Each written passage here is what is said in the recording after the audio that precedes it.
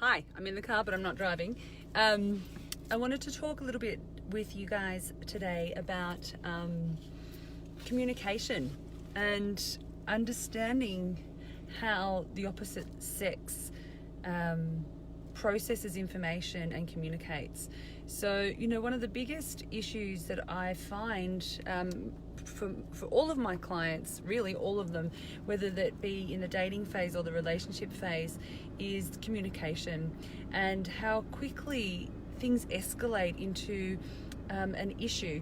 Often with dating, one of the biggest problems for women comes from non-communication. So when men don't get back to you, and I'm sure it's the same for men too, but obviously I work mostly with women at this point, so I am speaking to my girls.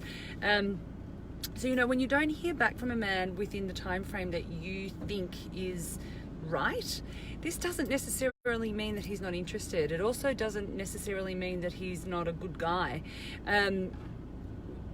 We tend to judge men's actions, and I place communication in that category. We tend to judge them based on our own internal filters, and that's a really big mistake because women and men process information and communicate information so differently. So it's really important that if a man is responding to you in a way that means ... for you, it doesn't necessarily mean that for him. So for instance, as I said, if a man if he takes a long time to get back to you, for us as women, that usually will leave us feeling like he's not interested or he's not stepping up enough. Now, we need to just stop for a moment and recognize that as women, not only do we have diffuse attention, so our attention can be generalized outside of one thing. You've all heard the jokes about women can multitask and men can't. Well, there is some truth in that. So the feminine attention is diffuse, so we can focus on more than one thing at a time. In addition to that, we do prioritize relationships, and there's been so much work and research done into this. If you look at Stephen Badulf's work, he's amazing, raising boys and a whole bunch of stuff. There's fantastic, simple and easy to understand, accessible information around the research that's been done to show that when boys are growing up and when girls are growing up, especially in that teenage phase, their brains operate differently, and that's where we come from. So we do operate differently, and the female brain prioritizes relationships. So that's why when a little girl's a teenager or preteen, her relationships and her friendships are so important to her, because they actually are, and we've been programmed this way for survival. So nurturing and making sure our relationships are healthy is in a primal way. When we were living in a much more primal way, that was how we were able to survive. Then if you look at little boys' brains at the same time, they're looking for adventure and challenge and to win battles, and it's really important, and this is actually how their brain is wired, and they step into this in teenagehood. And so you can see that they're going out looking for dangerous things to do, and if any of you have had kids, you'll know that this is true.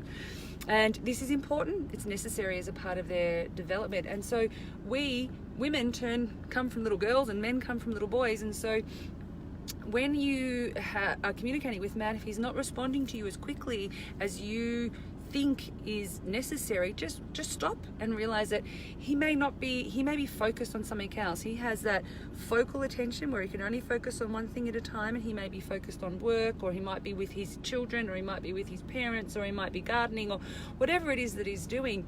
He needs to stay focused, and his challenges in life, and so often in our modern day that comes through work. Hi, I can see there's some people watching, I don't know who you are, but hi.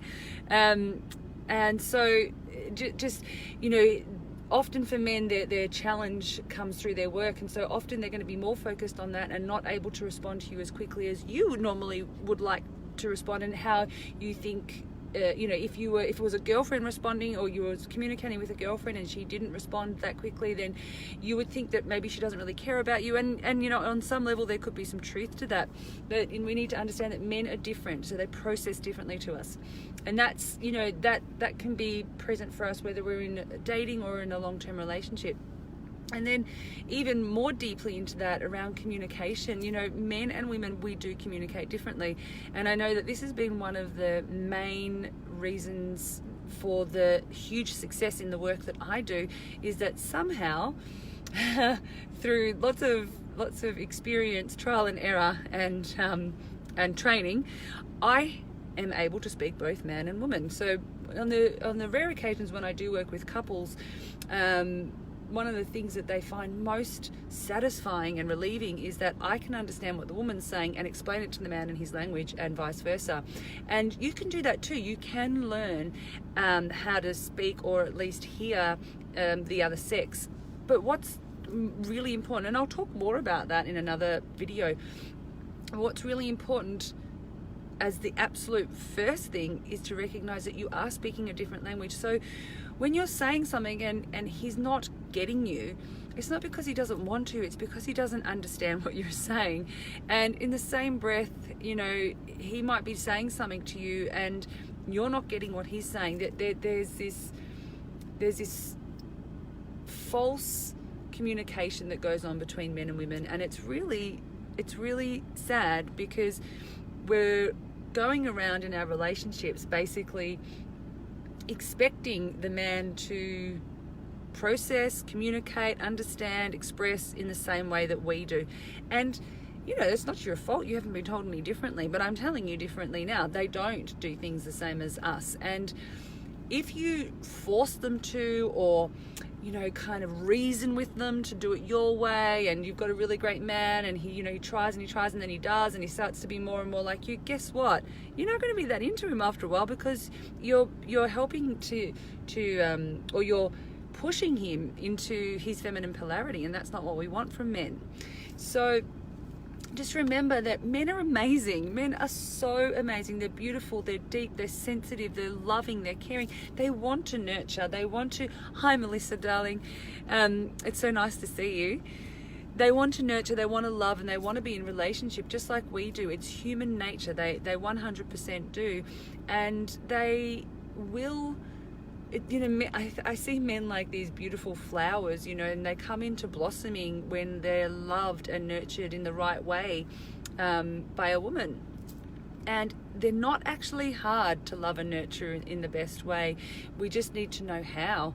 And one of the most crucial things is to just, it really is to remember that they do not communicate the same as us. They don't process information the same way as us either. So we need to learn to speak their language, or hear their language at the very least. And as I said, you know, that's a pretty in-depth concept, and it's something we spend an entire module on in my program. So I'm not going to go into it right here, but I will do another video on it a little bit down the track and give some more information. And I'm just coming to the end of my current program, and we'll be doing another one early next year, so stay posted if you want information about that. Actually, if you want information about that, send me a PM and I'll add you to the list. But in the meantime, yeah, just remember, really stop and remember, if you're dating or if you're in a relationship, that men want to love and be loved. We all want to be loved, to love and be loved, and none of us have been given the appropriate tools until now. You know, there is a way, there is a map, there are some skills, and we really can learn them. And I've seen numerous people learning them and applying them, and you can too. You know, and it's my mission in life is to help people to learn how to love and be loved, because that's the way we're going to be happy and healthy. I hope you're all having a wonderful holiday, and I love you. I'll talk to you soon.